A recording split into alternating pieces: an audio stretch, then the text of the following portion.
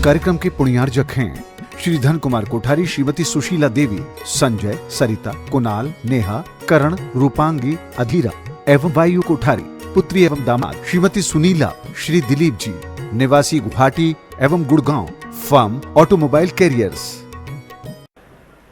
ओम नमः सिद्धेभ्यः, ओम नमः सिद्धेभ्यः, ओम नमः सिद्धेभ्यः। मंगलम भगवान वीरो, मंगलम गौतमो गणे, मंगलम कुंद कुंदाद्यो जैन धर्मोस्तु मंगलम। सर्वमंगल मांगल्यम सर्वकल्याणकारकम प्रधानम सर्वधर्माणां जैनम जयतु शासनम।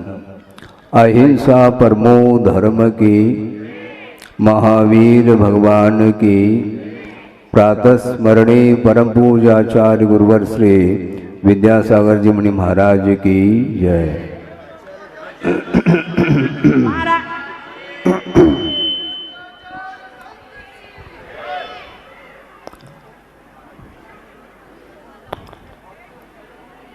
आचार्य कुंद कुंद देव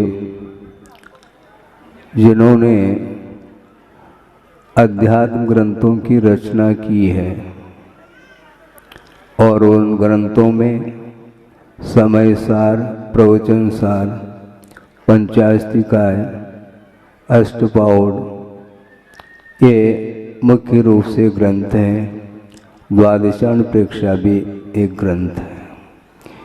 इन अध्यात्म ग्रंथों की रचना उन्होंने प्राकृत में निबद्ध किया है और उन ग्रंथों पर विभिन्न आचार्यों के माध्यम से टीकाएं लिखी गई हैं और उसमें अमृतचंद सूरी हुए हैं, उन्होंने भी टीका की है और भी उत्तरवर्ती आचार्यों ने टीकाएं की हैं।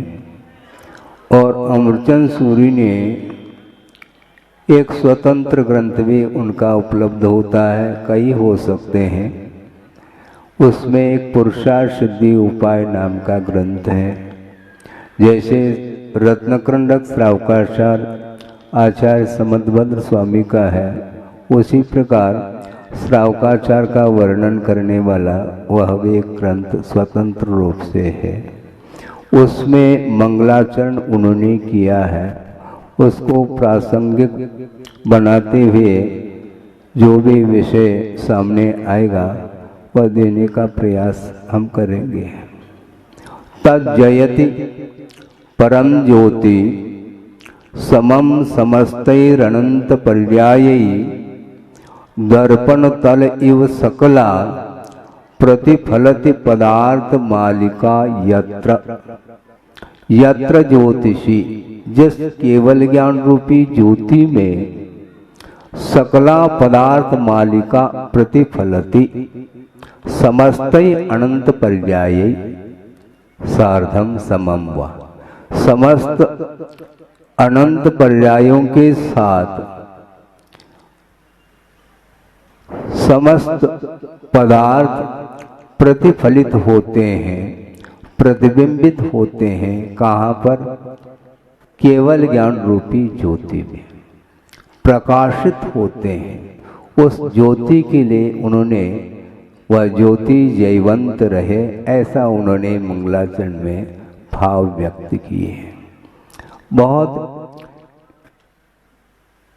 विचित्र परिणति है वह ये है कि जब तक मोह का अभाव नहीं होता तब तक छोटे छोटे पदार्थों से वह ज्ञान प्रभावित होता है और पर पदार्थ से प्रभावित होने वाला ज्ञान यद्यपि सम्यक दर्शन के सद्भाव होने के कारण वह सम्यक ज्ञान के रूप में आता है, किंतु समीचीन ज्ञान होने के उपरांत भी अध्यात्म की दृष्टि से अध्यात्मकार ये कहना चाहते हैं कि अविरत दशा में सम्यक दर्शन के साथ संबंध रखने वाला वह ज्ञान समीचीन ज्ञान, सम्यक ज्ञान माना जाता है। किंतु असंयम दशा में वह ज्ञान भी सम्यक ज्ञान होते हुए भी वह पर पदार्थ से प्रभावित होता है।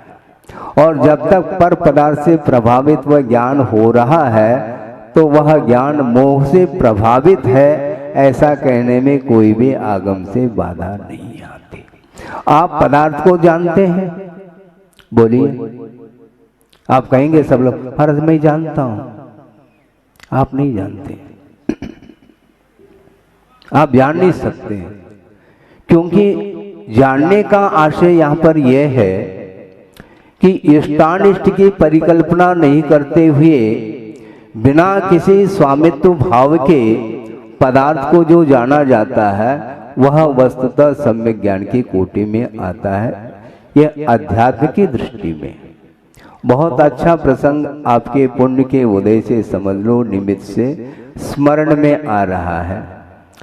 आचार्य ज्ञान सागर जी महाराज तत्व चर्चा कर रहे हैं और वहीं समीप में ही आचार्य गुरुदेव भी बैठे थे और उन्होंने ही यह प्रसंग हम लोगों के सामने सुनाया, रखा उस प्रसंग को।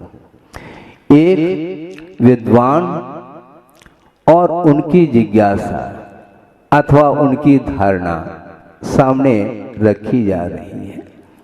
ज्ञान सागर जी महाराज के सामने उन्होंने कहा कि महाराज आपकी धारणा क्या है, किस विषय में, किस विषय में? तो उन्होंने ये कहा कि महाराज सम्यक दृष्टि के दृष्टि में कर्तृत्व, भोक्तृत्व और स्वामित्व भाव रह सकता है क्या? तो उन्होंने ये कहा कि मैं तो बाद में कहूंगा अपनी धारणा क्या है, तुम्हारी धारणा क्या है ये पहले सामने रखो। महाराज मेरी धारणा तो यही है कि सम्यक दृष्टि के दृष्टि में कर्तृत्व बुद्धि का अभाव है, स्वामित्व बुद्धि का भी, भोक्तृत्व बुद्धि का भी अभाव है। अभाव है, अच्छी बात है। आप यहाँ पर आए हो, दूर से आए ना? हाँ महाराज दूर से आया हूँ।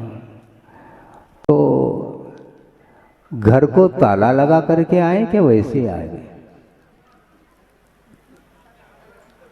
नहीं महाराज हम तो ताला लगा करके आया हूँ। अच्छा तो आप सम्यक दृष्टि तो हो? हाँ मैं हूँ महाराज। ताला क्यों लगाया? ताला क्यों लगाया? अलीगढ़ कंपनी का, आचार्य महाराज बार बार कहते हैं, अलीगढ़ कंपनी का ताला आपने दुकान के लिए क्यों लगाया मुझे बताओ। यदि तुम सम्यक दृष्टि हो और सम्यक दृष्टि की दृष्टि में पर वस्तु के प्रति स्वामित्व भाव रह नहीं सकता, ये ताला क्यों लगाया आपने? उन्हें हाथ जोड़ा, महाराज गलती हो गई हमारी। सोचो, विचार करो। सम्यक दृष्टि के पास कर्तृत्व, भोक्तृत्व और स्वामित्व भाव का अभाव हो सकता है, किंतु कौन सा सम्यक दृष्टि? वीतराग सम्यक दृष्टि की दृष्टि में पर वस्तु के प्रति कोई भी स्वामित्व भाव नहीं रहता, किंतु अविरत अवस्था में ये तीनों चीजें पाई जाती हैं। चक्रवर्ती है और आप लोग बोलते हैं चक्रवर्ती की संपदा और इंद्र सरी की भोग और काक बीट सब गिनत है। कौन? सम्यक दृष्टि लोग। तो आप सब लोग गिन ले हुए, वह चक्रवर्ती स्वयं गिन लेगा मेरी संपदा काक बीट के समान है। 84 लाख हाथी, 18 करोड़ घोड़े और उतने ही रथ और 9 निधि और 14 रत्न और 96,000 रानियां और अप्सरा को मात कर रही है। वो ऐसे सुंदर सुंदर रानियों के साथ वो संबंध रखते हैं क्या? नहीं। भोक्तृत्व बुद्धि है क्या नहीं उनकी? बोलो। नहीं है तो रखा क्यों? कोई एक आध उठा ले तो वह शांत बैठेगा क्या? बोलो। और क्षायिक सम्यक दृष्टि है, अवधि ज्ञानी है और उसी भव से मुक्त होने वाले हैं, ये सारे सारे उनकी विशेषताएं हैं। इसके बावजूद भी असंयम अपना प्रभाव डाले बिना रह नहीं सकता। इसमें कोई भी अपवाद नहीं है। उसी भव से तीर्थंकर होने वाले हैं, किंतु अभी वो वृषभनाथ नहीं है, वृषभ सागर भी नहीं है, किंतु वृषभ कुमार है। और वृषभ कुमार है तो एक और नीलांजना, इस दृश्य को वो देख रहे हैं क्या? नहीं। क्या वीतराग भाव के साथ अवलोकन कर रहे हैं, देख रहे हैं क्या? नहीं देख रहे हैं। तो राग के साथ देखा जा रहा है। तो ये भोक्तृत्व बुद्धि सम्यक दृष्टि की हुई क्या? नहीं हुई। इसलिए वीतरागता जब तक नहीं आती तब तक पर पदार्थ से वह ज्ञान प्रभावित होता है। इससे स्पष्ट है उनका वह ज्ञान मोह से प्रभावित है। इसलिए आप किसी वस्तु को देख नहीं पाएंगे, जान नहीं पाएंगे। जानते भी हैं किंतु इष्टानिष्ट की परिकल्पना किए बिना, स्वामित्व बुद्धि के बिना उस पदार्थ को आप जानते ही नहीं। एक प्रसंग और रख रहा हूं। प्रवचन प्रारंभ होने के पूर्व में गुरुदेव ने संकेत किया घड़ी की ओर। एक सज्जन, उनकी दृष्टि गई और बहुत पीछे बैठे थे और बिल्कुल तत्काल वो आकर के घड़ी रख करके पुनः पीछे बैठ गए और 1 घंटे तक प्रवचन हुआ। उसके उपरांत जिनवाणी स्तुति प्रारंभ हुई नहीं और वहां से भागते हुए उस घड़ी को ले गए। वो उत्तर दो। हाँ स्वामिन, हे स्वामिन, क्या है ये? घड़ी को घड़ी के रूप में जानो, मेरे तेरे के रूप में जब तक बुद्धि रहेगी तब तक वह सम्यक ज्ञान नहीं कहलाएगा। घड़ी को वो घड़ी ही जान रहा है, घड़ी को वो पेंसिल नहीं जान रहा है। घड़ी को और किसी रूप में वह टाइटल नहीं देना चाहता, वह घड़ी ही है। किंतु घड़ी उस घड़ी की ओर दृष्टि जा रही कि मेरी घड़ी है। हाँ, ये सब क्या? इसलिए आचार्य ज्ञान सागर महाराज ने कहा कि देखो समय सार पढ़ो और उसमें जहां कहीं भी ज्ञानी की परिभाषा दी है उसको अच्छे ढंग से शांति के साथ एकांत में बैठ करके उसका मनन मंथन करो। बहुत कठिन है ये, क्योंकि मिलने के उपरांत भी उपेक्षा का जो भाव रखता है उसका नाम ज्ञानी है। मुझे मिल जाए इस प्रकार की भावना रखने वाला वह सम्यक दृष्टि हो सकता है, किंतु उसका वह ज्ञान सम्यक ज्ञान हो करके भी अध्यात्म दृष्टि में जिसको सम्यक ज्ञान अथवा ज्ञानी संज्ञा दी जा रही है वो उसके साथ उसकी कोई तुलना नहीं की जा सकती।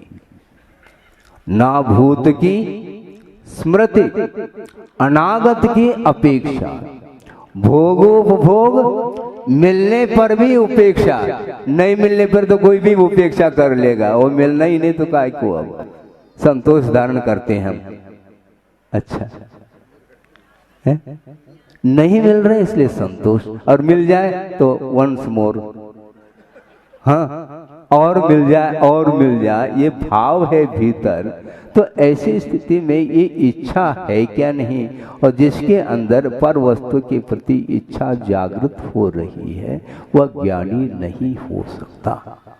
भोगोपभोग मिलने पर भी उपेक्षा, ज्ञानी जिन्हें विषय तो विष दिखते हैं, ज्ञानी वह है जिसके सामने विषय विष के रूप में प्रतीति में आ रहे हैं, वो ज्ञानी है। और आगे की पंक्ति, वैराग पाठ उनसे हम सीखते हैं। ज्ञानी से वैराग पाठ मिलता है, असंयमियों से वैराग पाठ नहीं मिलता, ये ध्यान रखो। असंयमियों से वैराग पाठ नहीं मिलता, वैराग पाठ ज्ञानियों से मिलता है। सम्यक दर्शन अलग वस्तु और उसके साथ संबंध रखने वाला सम्यक ज्ञान अलग वस्तु, किंतु संयम के साथ वीतराग सम्यक दर्शन के साथ संबंध रखने वाला जो ज्ञान है वही वस्तुतः केवल ज्ञान को उत्पन्न करने में समर्थभूत होता है। सोचो, तब उनको बात समझ में आ गई पंडित जी को, महाराज हम बहुत भूल में थे। अच्छा, आप भी भूल में, और विद्वान होकर के भूल में है? होता ऐसा ही। सोचो, विचार करो, स्वामित्व भाव बहुत कठिन है। मैं और मेरा, तव मम तव मम, इस प्रकार की जो ज्ञान की परिणति है वह वस्तुतः परिग्रह उसी को बोलते हैं, मूर्छा है वो। हाँ, मूर्छा परिग्रह और प्रमत्त योगात ये विशेषण भी जुड़ा है। वस्तु को जानना हानिकारक नहीं, किंतु वस्तु के साथ जो राग का संबंध है उससे बंद होता है। इस प्रकार स्वयं कुंद देव कह रहे हैं, रथो बंधन कम, ज्ञान से बंद नहीं। यदि ज्ञान से बंद होने लग जाए तो उस केवल ज्ञान रूपी दर्पण में पूरा विश्व जो है अवतरित हो रहा है, तो सबसे ज्यादा बंद केवली भगवान को होना चाहिए। इस प्रकार बार बार गुरुदेव का कहना है। क्यों नहीं हो रहा उनको बंद?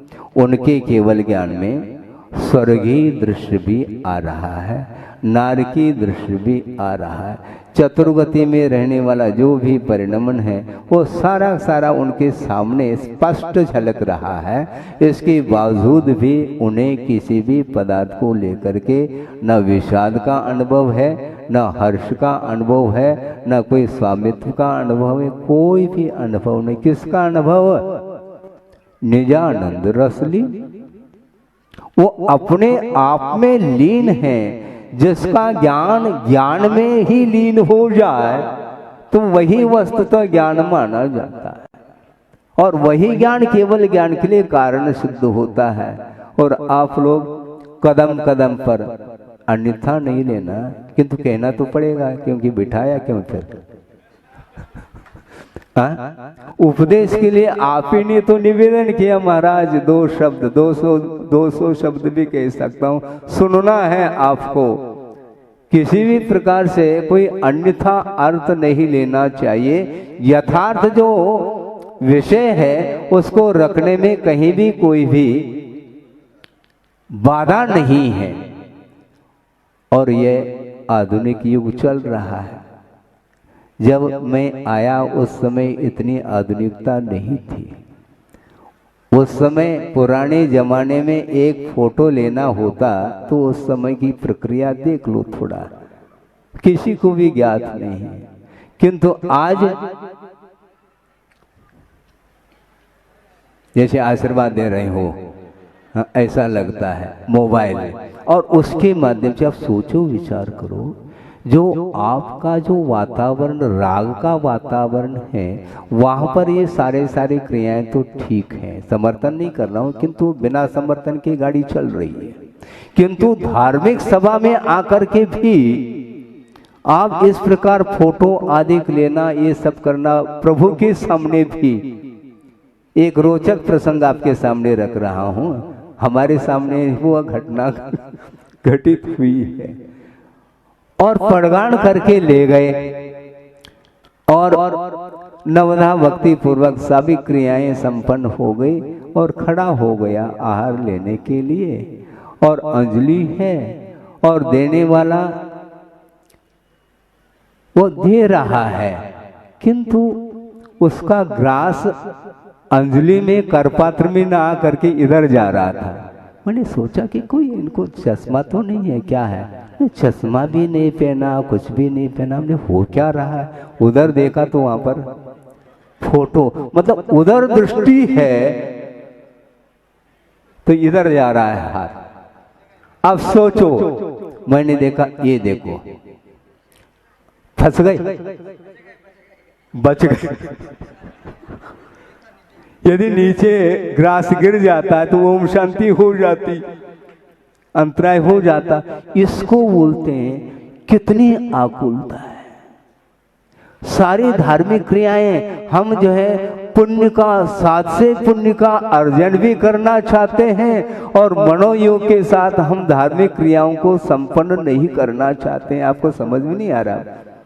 विषय समझ में आ रहा है क्या? नहीं, ऊपर तो नहीं जा रहा? भाषा समझ में आ रही? आ रही। भगवान के सामने भी यही, गुरु के सामने भी यही, शास्त्र सभा चल रही उस समय भी यही। तो आपका उपयोग प्रवचन में है कहां? आप बैठे हैं, मैं मानता हूं मेरी ओर ही दृष्टि आपकी है, किंतु मन किधर जा रहा है? महाराज पूरा पूरा खोल रहे हैं, पोल खोल रहे हैं। आपने कह दिया पोल है तो खोलना क्या उसको? वो अपने आप ही पोल है, पोल को खोला थोड़ी जाता है। पोल को जाना, आप स्वयं ही पोल कह रहे हैं तो उसको खोलने की क्या आवश्यकता? महाराज पोल खोल रहे हैं, पोल क्या खोलना है ही पोल है, पहले से पोल है। तो इसीलिए वस्तु तो आत्मा की ओर दृष्टि नहीं जा पाती, इसलिए निरंतर कर्म अपना फल दे रहा है। क्योंकि जैसे आपके परिणाम रहेंगे उस परिणाम के अनुरूप वह फल मिलता है और नए सिरे से कर्म का भी अर्जन होता है। उस ओर आपका ध्यान ही नहीं है। इसलिए ज्ञानी किसको बोलेंगे फिर? इस प्रकार की क्रिया करने वालों को हम ज्ञानी कह दें? हम अज्ञानी नहीं कहना चाहते हैं क्योंकि अच्छा नहीं लगता। तो आपको ज्ञानी कहने से अच्छा लगता तो हम कह देंगे, हमें कोई बाधा नहीं। आप सारे सारे जितने भी सभा में बैठे हैं, मेरा क्या अधिकार है कि आप सम्यक दृष्टि नहीं है ऐसा कहने का? आप सभी सम्यक दृष्टि और होना चाहिए, किंतु आगे आप विकास करना चाहते हैं तो धार्मिक कार्यों में कम से कम इस प्रकार की क्रियाएं न हो तो ज्यादा अच्छा। पूजन करने के उद्देश्य को लेकर के मंदिर जा रहे हैं और जाते जाते हाथ में थाली भी है और खड़े होकर के अन्य चर्चाएं प्रारंभ हो गई। उसको भी हम पूजन में शामिल कर दें, वो उस विषय को भी नहीं है ना, तो क्यों चर्चा? और मंदिर में प्रवेश करने के उपरांत भी थाली रखी है और अर्घम और बीच बीच में और अंचलिका चलती रहती, चर्चाएं चलती रहती। अब क्या कहें? फिर बाद में जलम, फिर कुछ चर्चा चलती रहती, गंधम। ये ठीक नहीं है। हमने यहां तक कहा था, जो यथार्थ बात है उसको हमने कहा है। मान लो आप प्रभु के पूजन करने के लिए तत्पर हैं, उस समय मान लो श्रवण भी आ जाए भगवान की वंदना के लिए, उस समय उस पूजन के कार्य को छोड़ करके अन्य कार्य करने की कोई आवश्यकता नहीं। हम महाराज फिर श्रवण आए हैं, उनके लिए हम अर्घ नहीं चढ़ाएं, उनके लिए नमोस्तुति न करें, कोई आवश्यकता नहीं। महाराज उनका फिर अभिनय हो जाएगा तो भगवान का नहीं होगा क्या? भगवान की पूजा करने के लिए आप तत्पर हो, विधिवत पूजा करिए और उस विसर्जन करने के उपरांत यदि कोई कार्य करना है तो करो। विनय का अर्थ ये होता है, ऐसा थोड़ी होता है हर समय विनय विनय विनय। विनय का अर्थ क्या है? विनय अलग है, अभिनय अलग है? हाँ, विनय अलग है, अभिनय अलग है। अभिनय का अर्थ क्या? ड्रामा। हमें ड्रामा नहीं करना, जो यथार्थ है उसको करिए। आप करना चाहिए। हमें प्रसंग आ गया इसलिए कह ही देता हूं, दोबारा कब प्रसंग आएगा? कल आएगा तो 9:30 तो बज गया है। मैं ये कहना चाहता हूं, आप विनय की बात करना चाहते, बहुत अच्छी बात है। मान लो मंदिर है और उसमें 3 खंड हैं। प्रथम खंड में भी श्री जी हैं, बीच में भी हैं और उसके ऊपर भी श्री जी विराजमान हैं। और ऊपर के खंड में मान लो एक श्रमण बैठे हैं, तो वो नीचे के खंड में जो श्री जी बैठे हैं उनका अभिनय हो जाएगा उस श्रवण के द्वारा, ऐसा मान लिया जाए। अथवा कोई श्रवण नहीं है और तीसरे खंड में आप दर्शन हेतु पहुंच गए हैं, तो निचले खंड में जो भगवान है, प्रभु है, उनका अभिनय आपके द्वारा हो रहा है। अभिनय बोलते किसको?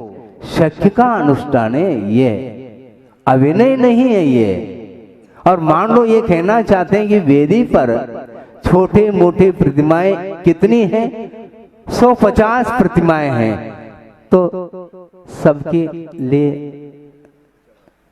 सबके लिए अष्टमंगल द्रव्य से पूजन कायदे से तो करना चाहिए। एक मूल नाय की पूजा आपने कर ली और जितने भी भगवान हैं 150, और उनके लिए सामूहिक रूप से आपने वंदना कर ली, तो आपने कोई अभिनय किया है क्या?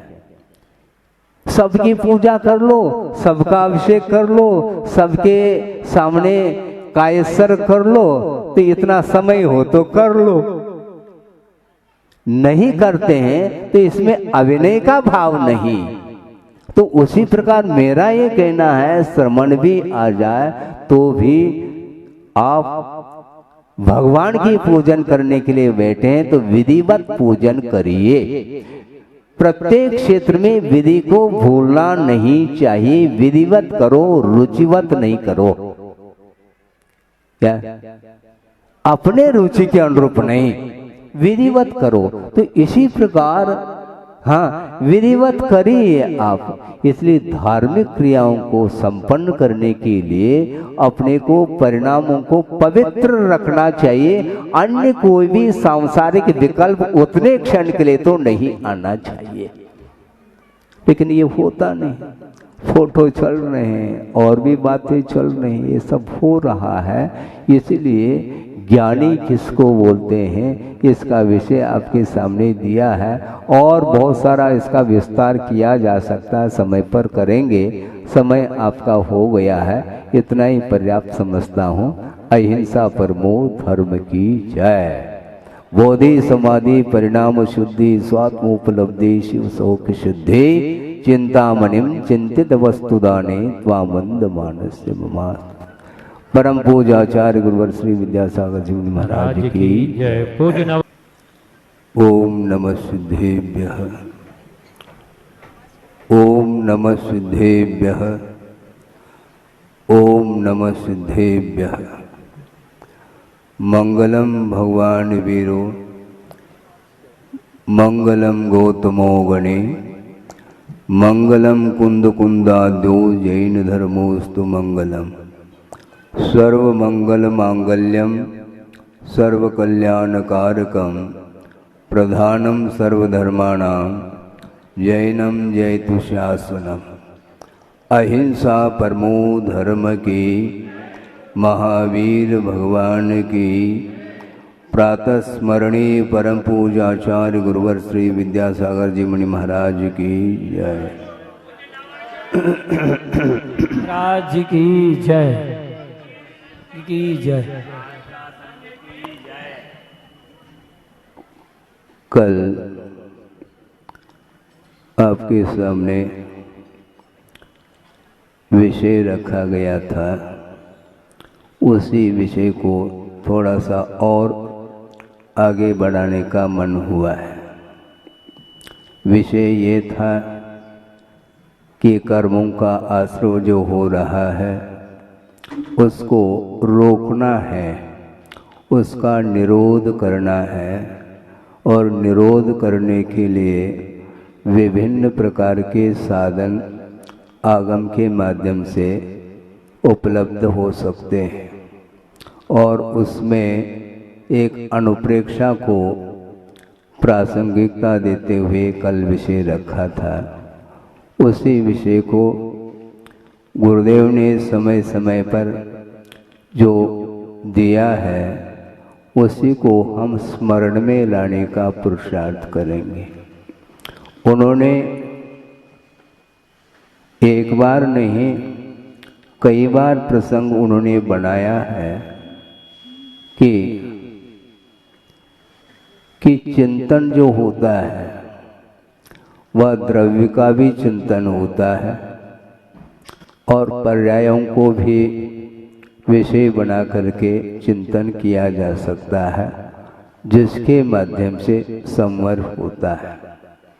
बहुत अनोखी बात उन्होंने ये कही है कि द्रव्य का चिंतन करने से भीति समाप्त होती है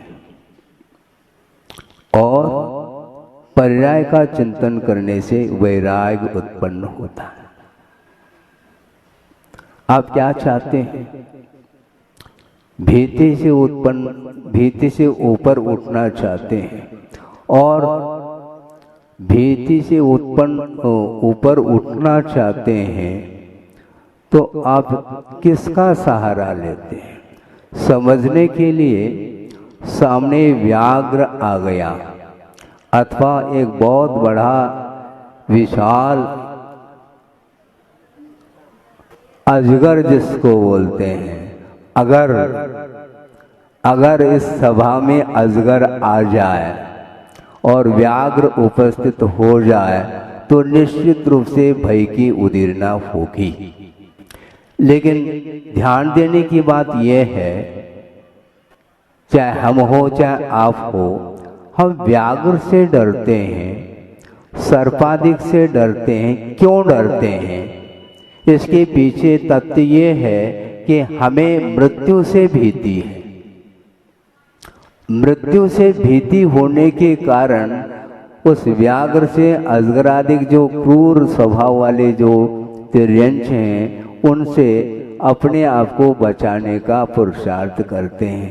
और जिसे मृत्यु से कोई भय नहीं है तो सामने भी बैठे, पीछे भी बैठे, आगे भी बैठे, उसके बीच में ही वो बैठेंगे और शांत भाव के साथ द्रव्य का चिंतन करेंगे। सोचो, विचार करो, गुरुदेव भी चिंतन करते हैं और हम और आप भी चिंतन करते हैं। इसको प्रयोगात्मक चिंतन करो, भीति समाप्त होगी। उन्होंने एक दोहा लिखा है, सामने रख रहा हूं, शायद सबको कंठस्थ हो सकता है प्राय करके, कि अंत किसी का कब हुआ, अंत किसी का कब हुआ, अनंत सब हे संत। संत के लिए संबोधित कर रहे हैं। अंत किसी का कब हुआ, अनंत सब हे संत, पर सब मिटता सा लगे, पतझड़ पुनः वसंत। है कवि की भाषा में बोल रहा हूं, क्योंकि उनकी भी शैली ऐसी है तो उनको भी थोड़ा सा आनंद हुआ। अंत किसी का कब हुआ, मतलब द्रव्य की ओर दृष्टि रखने से ये बात सामने आती है, किसी भी पदार्थ का अंत नहीं हो सकता। द्रव्य अविनश्वर है और उसका अंत नहीं होगा, चाहे वह चेतन रूप वस्तु हो, चाहे अचेतनात्मक हो, मूर्तात्मक पदार्थ हो, किंतु पदार्थ का कभी भी व्यय नहीं होता। न पदार्थ की उत्पत्ति होती है, न पदार्थ का विनाश होता है। यदि विनाश और उत्पत्ति यदि होती भी है तो पर्याय की विवक्षा में ही पदार्थ विनाश को प्राप्त हो रहा है और उसकी उत्पत्ति हो रही है, ऐसा कथन सामने आता है। इसलिए भय से ऊपर उठना चाहो तो सर्वप्रथम द्रव्य का चिंतन करो, स्वभाव का चिंतन करो। और स्वभाव का अर्थ क्या होता है? अपना भाव, स्व का भाव तो स्वभाव। ऐसा नहीं, प्रत्येक पदार्थ का अपना अपना स्वभाव है, उसका चिंतन करो तो निश्चित रूप से कोई भी आकर्षण विकर्षण सब समाप्त होगा, भीति उत्पन्न नहीं होगी। संसारी प्राणी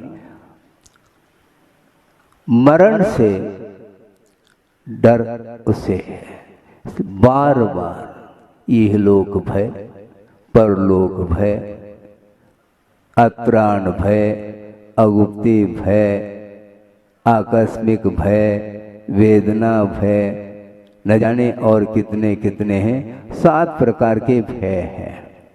बहुत अच्छा प्रसंग आपके सामने रख रहा हूँ।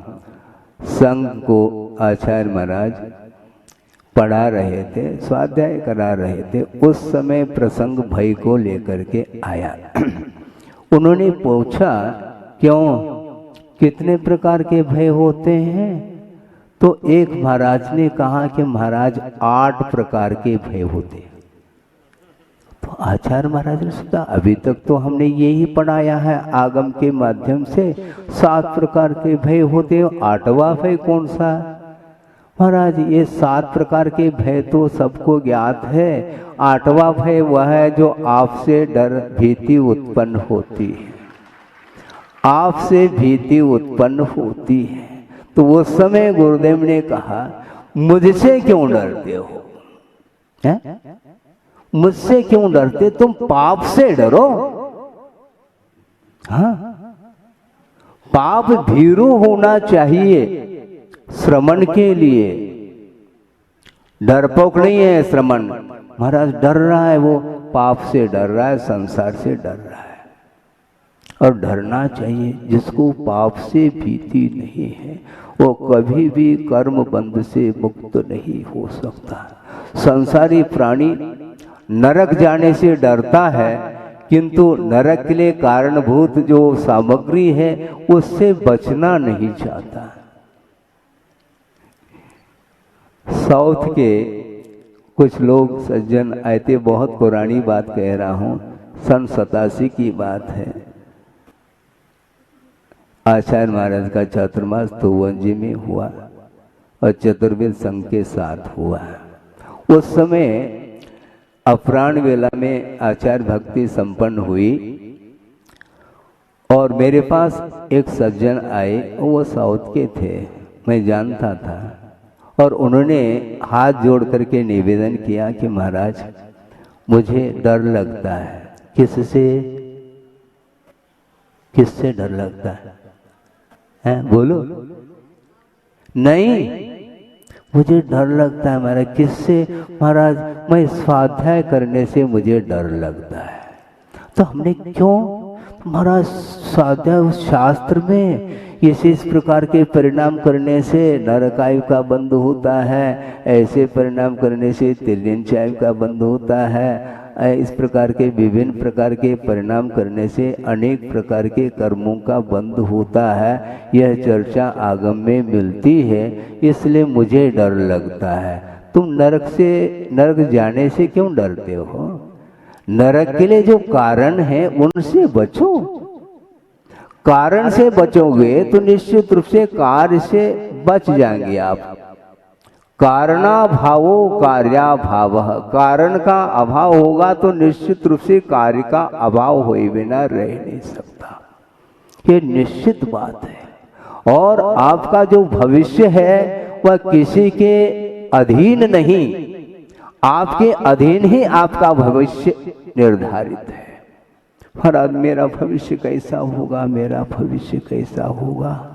एक प्रसंग और स्मरण में आ रहा है, कह ही देता हूँ, क्योंकि बाद में भी आप कहेंगे महाराज कुछ संस्मरण सुना दो, तो अभी अवसर है, अभी सुना दे तो ज्यादा अच्छा है, सब लोग सुन लेंगे। हैं? क्या कह रहा था मैं?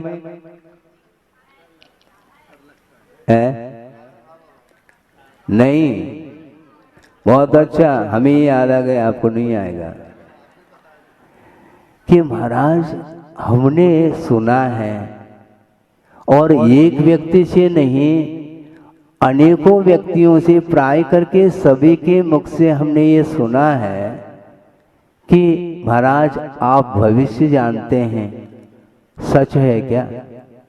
तो इसमें क्या संदेह क्यों रखते हो? तो अच्छा महाराज आप हस्तरेखा जानते हैं? हस्तरेखा देखने की क्या आवश्यकता है? फिर कैसे जानते हैं महाराज सबका भविष्य? बहुत सरल रूप से मैं जानता हूँ। मान लो कोई एक व्यक्ति चोरी कर रहा है तो उसका भविष्य जेल होना है, ये पक्की बात है। इसी का नाम तो भविष्य है। जो जैसा करता है उसका निश्चित रूप से फल मिलता है, कारण सदृशम कार्यम, इसी का नाम है। आपके अंदर यदि पवित्र परिणाम है, उसका कार्य भी पवित्रतम ही होगा।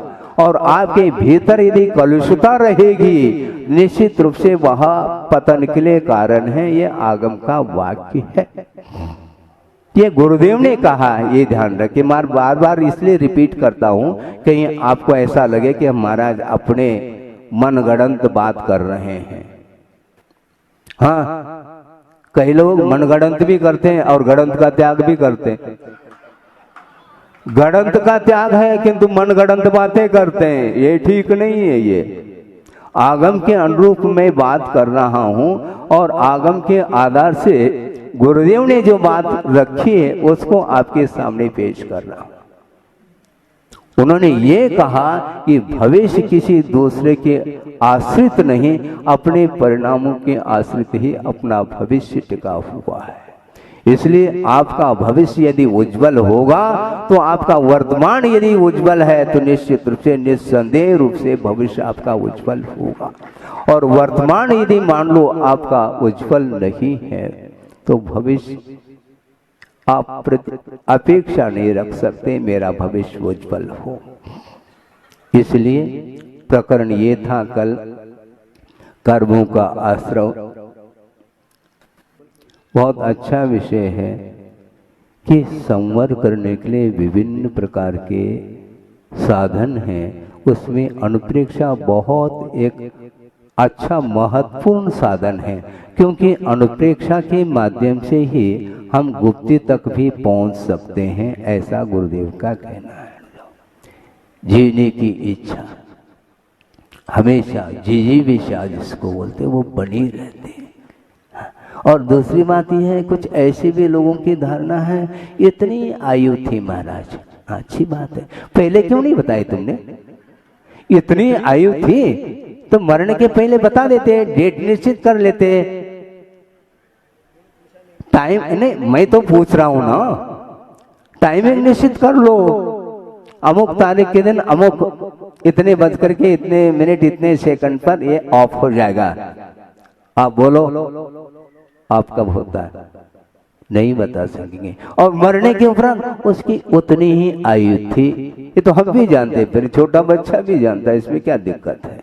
और दूसरी बात यह है कि ये यदि उतनी ही आयु है तो आप ट्रीटमेंट क्यों करते हैं? हॉस्पिटल औषधि का प्रयोग, दवाई का प्रयोग क्यों करते हैं? मरण तो निश्चित है, उतनी आयु है तो समय पर मरण होना है, फिर औषध दान क्या आवश्यकता है? यदि इस प्रकार की धारणा है तो उनके लिए मेरा ये कहना है कि रसोई घर में नहीं जाना है, क्योंकि उतनी आयु काय को आप आहार कर रहे हो, रसोई काय के लिए बना रहे हैं, किसको खिलाना चाहती? क्योंकि सबकी उतनी आयु है जितनी है। कितनी है कोई नहीं बता रहा है, उतनी कितनी है ये कोई नहीं बता रहा है, जितनी है उतनी है वो मैं भी जान रहा हूं। यदि उतनी ही आयु है तो ये सारा ये क्यों कार्य किया जा रहा है? दान करो, आहार दान, औषध दान, अभय दान आदि आदि, ये क्यों, इसका प्रावधान क्यों है? इससे स्पष्ट है मरण से कोई नहीं बचा सकता, किंतु गुरुदेव का ये कहना है और आगम सम्मत है कि अकाल मरण से व्यक्ति को बचाया जा सकता है और बचाना चाहिए। इसी का नाम अहिंसा धर्म है। अन्यथा अहिंसा धर्म का हम पालन ही नहीं कर पाएंगे। मान लो चल रहे हैं और श्रमण के पैर के नीचे एक क्षुद्र जंतु आकर के मरण को प्राप्त हो गया, तो उतनी आयु थी, फिर प्रायश्चित की क्या आवश्यकता है? फिर नीचे दे करके चलो, चार हाथ दे करके चलो, ये सब क्या है? ये आगम की बातें करना चाहो क्या अपने मनगढ़ंत बातें करना चाहो, बोलो, तब उनको बात समझ में आई। आवे अथवा न आवे हमें फिक्र नहीं है, किंतु आगम में जो बात लिखी है आगम का आधार लेकर के धारणा और आस्था का विषय बनाएंगे और उसके माध्यम से ही अपने व्रतों का और चारित्र इत्यादि का निर्दोष परिपालन हम कर पाएंगे। इसलिए बात ये चल रही थी कि वस्तुतः देखा जाए किसी से भय नहीं, भय केंद्र में मृत्यु से भय है। इसलिए जिन कारणों से मृत्यु अकाल में हो न जाए, इसलिए उससे बचने का प्रयास करता है। उतनी आयु है तो व्याघ्र आकर के खड़ा हो गया तो भागना नहीं चाहिए तुम्हें। भागते क्यों हो, डरते क्यों हो? जब उतनी ही आयु है तो भाई कोई वस्तु नहीं, किंतु ऐसा नहीं। इसलिए वस्तुतः द्रव्य का चिंतन करेंगे तो सामने अविनश्वर तत्व सामने आता है, और पर्याय का चिंतन करेंगे, क्या पर्याय का चिंतन करेंगे तो निश्चित रूप से वैराग्य उत्पन्न हो सकता है। हो सकता है इसलिए कह रहा हूं कि उसकी योग्यता हो तो हो, और न हो तो ओम शांति। अब ओम शांति का कब प्रयोग करना हम जानते हैं, उसी समय वह स्विच दबा देते हैं, ऑन कर देते हैं। ओम शांति, इसका अर्थ हमारी वश की बात नहीं। योग्यता यदि है तो वह निमित्त कार्यकारी सिद्ध होते हैं, और निमित्त का प्रभाव भी पड़ता है। निमित्त प्रभावक है ये तब कहा जा सकता है उसके अंदर योग्यता हो, क्योंकि सामने तीर्थंकर विद्यमान थे, इसके उपरांत भी मारीची को समझा नहीं पाए, क्योंकि योग्योपादान योगिनो दृषद स्वर्णता मता। ये नहीं जानते है क्या? नहीं, बिल्कुल आगमिक विषय है। इसलिए हमें किसी को आग्रह नहीं करना। गुरुदेव का, मैं बार बार गुरुदेव को स्मरण में ला रहा हूं, क्योंकि गुरुदेव की वाणी के ऊपर किसी की अनास्था ना हो, इसलिए उनको स्मरण में ला रहा हूं। ये गुरुदेव का बार बार संकेत है। हम किसी को आग्रह नहीं कर सकते, अनुग्रह कर सकते यदि वो चाहे, पक्की बात है। आपने दुकान खोली, अब दुकान खोलना ये तो आपके अधीन है, किंतु ग्राहक आकर के वस्तु को ले, ये दुकानदार के अधीन है क्या? नहीं, कतई नहीं। वह स्वतंत्र है, लेना चाहे तो लेगा, पसंद आए तो लेगा, नहीं पसंद आए तो नहीं लेगा, इसमें क्या दिक्कत है? इसलिए भगवान का कहना है, उनकी आज्ञा है, और गुरुओं की भी यही आज्ञा है, जो सामने आकर के मोक्षु भव्य जीव अपनी उत्कंठा, उसकी कितनी है, और वो अपने भाव व्यक्त करे, और विनीत भाव के साथ और सच्चे देव शास्त्र गुरु के प्रति बहुमान रखते हुए, हे भगवान हमारे लिए रास्ता प्रशस्त करो। इस प्रकार बार बार उसके मन से यह शब्द निकल रहे हैं, तो निश्चित रूप से समझ लेना कि वह कल्याण करना चाहता है। उसकी भूख है और प्यास है, और जिसकी भूख और प्यास है तो बुझा सकते हैं, और भूख और प्यास नहीं है और बिल्कुल घड़ा सामने रखा हुआ है, घड़ा सामने है,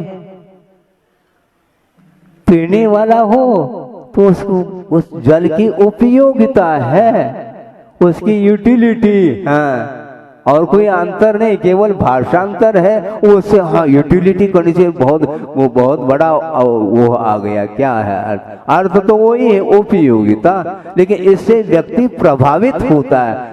आज वर्तमान में ये स्थिति है, कौन कितना किसको प्रभावित कर रहा है, इसके ऊपर यह आकलन चल रहा है।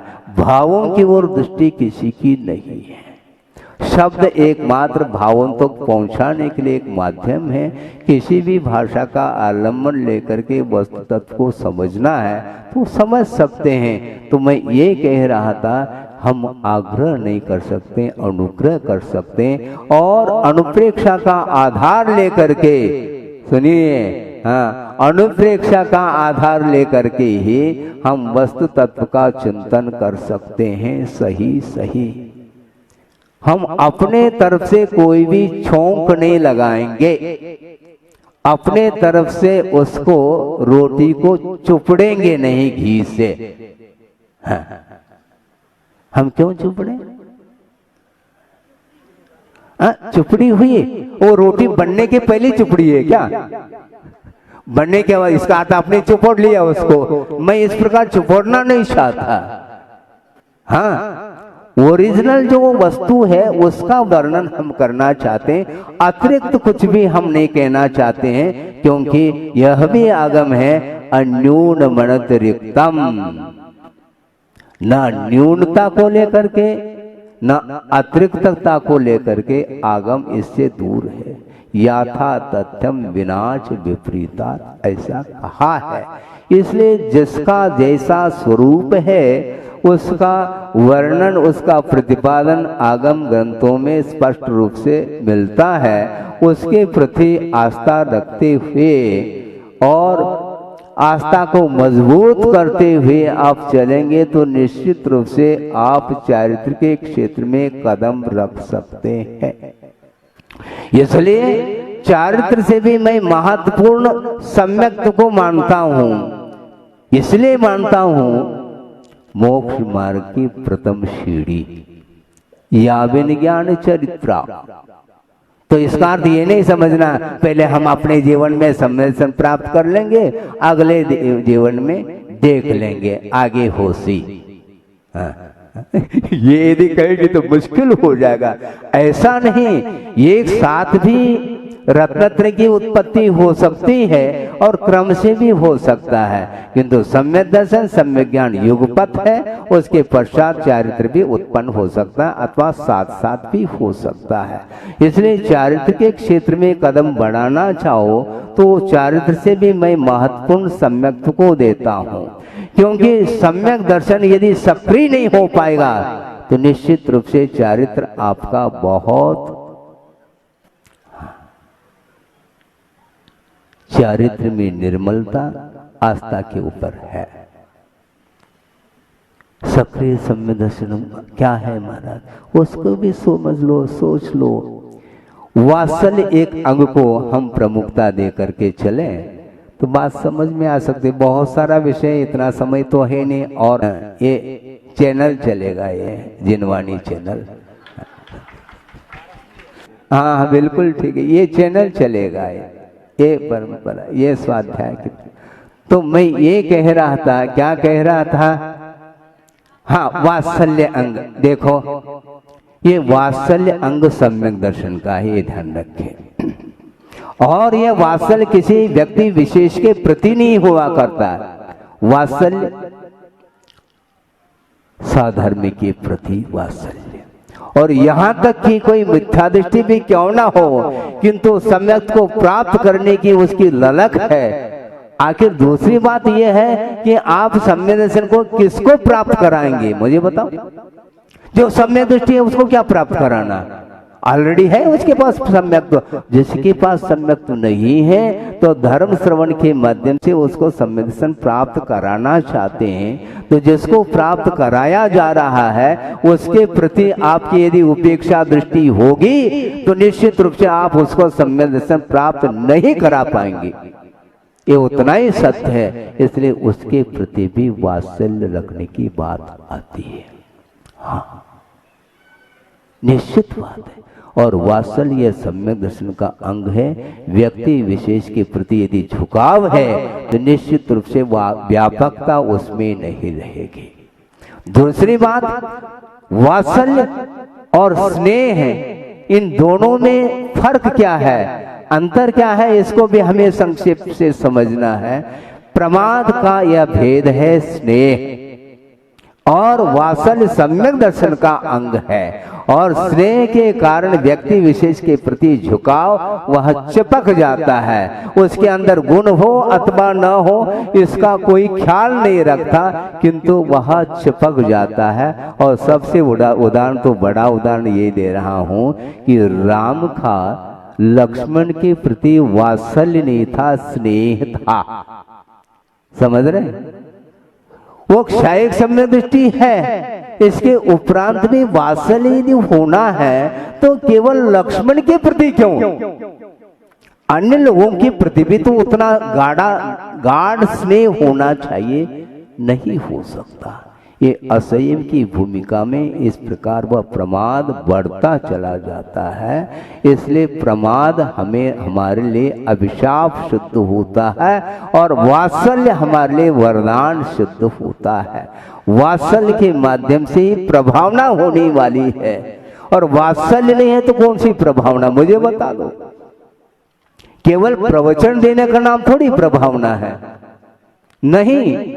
मान लो किसी की एक पूर्व कोटि की उम्र है, मान लो 8 साल अंतर्मुक्त के उपरांत रत्नत्रय को उन्होंने अंगीकार कर लिया और दीर्घ शरणन भी है, और घनघोर जंगल में जा करके, बियावान जंगल जहां पर सारे के सारे वन्य पशु यत्र तत्र विचरण कर रहे हैं, और रात और दिन वहां पर एकांत में जाकर के वो ध्यान लगा रहे हैं, तो वो प्रभावना कर रहे हैं क्या नहीं कर रहे हैं? उनके पास कोई माइक है? माइक सेटिंग करो, हाँ, वॉल्यूम खोलो, वहां पर कौन खोल रहा है? प्रभावना वो कर रहे हैं क्या नहीं? तो किसका नाम प्रभावना है? हाँ, जन शासन की प्रभावना, अपनी प्रभावना नहीं, ये ध्यान रखो। जिन शासन प्रकाश सात प्रभावना, हाँ, वो अलग है। हाँ, प्रभावना जिन शासन की है, अपनी नहीं, अपनी तुम्हारी नहीं, जिन शासन की प्रभावना। इस प्रकार निरंतर जो आत्मकल्याण में रत है, किसी के साथ उसका कोई परिचय नहीं। आहार करने के लिए मान लो आ भी गए, और आहार लेकर के संपन्न करके पुनः कोई नए स्थान को चुन करके और वहां पर जाकर के पुनः ध्यानस्थ हो गए। किसके साथ परिचय है उनका? है कोई परिचय नहीं, कुछ नहीं। फिर वो विश्व का कल्याण नहीं चाहते हैं क्या? कल्याण होता किससे? इसको गौर करने की आवश्यकता। कल्याण वस्तुतः पवित्र भावनाओं के माध्यम से ही कल्याण होता है। हाँ, पवित्र भाव नहीं है तो हम कल्याण कर नहीं सकते, और हमारे भीतर पवित्र भाव होने के उपरांत भी जिसका कल्याण होना है उसके भीतर भी पवित्र भाव होंगे। इसलिए वस्तुतः वात्सल्य अंग को पुष्ट करने की आवश्यकता है, जिसका नाम सक्रिय सम्यक दर्शन है। ये सबके लिए कह रहे हैं गुरुदेव, पर्टिकुलर उसमें मैं भी बैठा, मैं अलग से थोड़ा ही। हाँ बिल्कुल, मैं भी श्रोता हूं, मैं श्रोता थोड़ी हूं, मैं भी श्रोता हूं। उनके एक एक अक्षर, एक एक शब्द हमारे लिए आत्मसात करने योग्य हैं। इसलिए आस्था के साथ उनकी वाणी को हम ग्रहण करेंगे और वात्सल्य भाव को बढ़ाते चले जाएं, आत्मीयता परस्पर में बढ़ती चली जाए, सौहार्दपूर्ण व्यवहार बढ़ता चला जाए, तो निश्चित रूप से अल्प भी ज्ञान रखो, हमें कोई चिंता नहीं। प्रभावना निरंतर गुरुदेव की प्रभावना होती रहेगी। ये आशय मेरा आज का जो वक्तव्य, उसमें ये आशय संवर को केंद्र में रख के आपके सामने विषय रखा है। आगे जो भी अवशिष्ट विषय है वह समय पर रखा जाएगा। अहिंसा परमो धर्म की जय। बोधि समाधि परिणाम शुद्धि स्वात्मोपलब्धि शिव शोक सिद्धि चिंतामणिम चिंतित वस्तुदाने त्वामंद मानस्य ममास्तुति। परम पूज्य आचार्य गुरुवर श्री विद्यासागर जी मुनि महाराज की जय। इस कार्यक्रम के पुण्यार्जक थे श्री धन कुमार कोठारी, श्रीमती सुशीला देवी, संजय, सरिता, कुणाल, नेहा, करण, रूपांगी, अधीरा एवं वायु कोठारी, पुत्री एवं दामाद श्रीमती सुनीला, श्री दिलीप जी, निवासी गुवाहाटी एवं गुड़गांव, फर्म ऑटोमोबाइल कैरियर्स।